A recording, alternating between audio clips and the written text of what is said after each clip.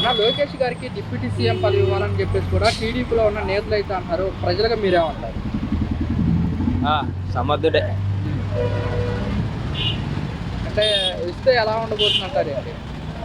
Already మంత్రిగా చేశాడు కదా, ఐటీ శాఖ మంత్రి చేసి ఇప్పుడు విద్యాశాఖ మంత్రి చేస్తున్నారు. బాగుంటుంది, అనుభవం వచ్చింది, అలాగో ఎక్స్పీరియన్స్ ఉంది.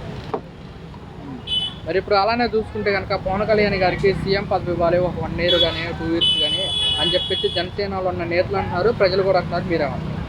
ఆల్రెడీ డిప్యూటీ సీఎం కదా ఆయన. సీఎం పదవి ఇవ్వాలని చెప్పి అవదు.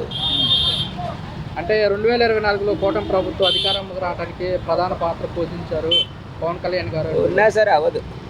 లోకేష్ సీఎం అయ్యే ఛాన్స్ కూడా ఉంది. లోకేష్ గారు ఏదో మీకు కామెడీగా అనిపించచ్చేమో కానీ సీఎం అయ్యే ఛాన్స్ కూడా ఉంది. గత ఐటీ మినిస్టర్కి ఇప్పుడున్న ఐటీ మినిస్టర్కి తేడా ఏంటని మీరేం చెప్తారు? ఇప్పుడు ఉన్న ఆయనకి అసలు దానికి దీనికి పొంతనే ఉండదు. ఈయనకి చాలా తేడా ఉంది. ఆయనకి అవగాహన లేదు. ఈయన అంతా ముందు చూపుతో వాళ్ళ నాన్నలాగా ముందు చూపుతూ వెళ్తున్నాడు కదా, బాగుంటుంది. అన్న ఒకవేళ కనుక డిప్యూటీ సీఎం పదవి ఇస్తే ఎలా ఉంటుంది? ఎవరికి?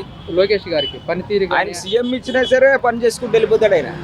అది ఆయన డిప్యూటీ సీఎం కాదు, సీఎం క్యాండిడేట్ ఆయన. అది సభ్యత్వాల్లో కూడా భారీగా లోకేష్ గారి నేతృత్వంలో భారీగా నమోదయ్యాయని చెప్పేసి కూడా అంటున్నమాట. అవును, సభ్యత్వం అవన్నీ అన్నీ ఇవి కాదు కానీ ఆయన నాయకత్వ లక్షణాలు బాగున్నాయి ఆయనకి.